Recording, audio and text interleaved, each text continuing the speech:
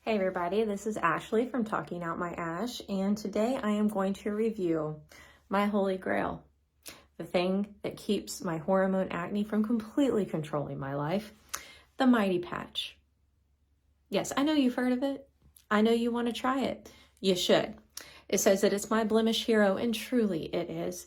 In this pack, there are 36 of these little babies. I can attest, I have 6 left. And I bought this about a month ago.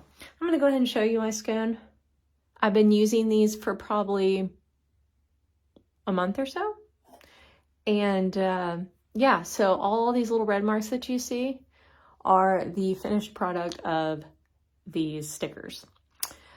This one, however, has escaped. So I'm gonna go ahead and add one of these to show you guys exactly how they work. You just peel them. You can even perforate the edges like that, and it will open up one of them to pop off. You take it, stick it right on there, and the next day you will see this gunk all over it. And I like to think that that's the innards of the pimple coming out, you know, just killing the pimple. That's what I appreciate in a pimple patch.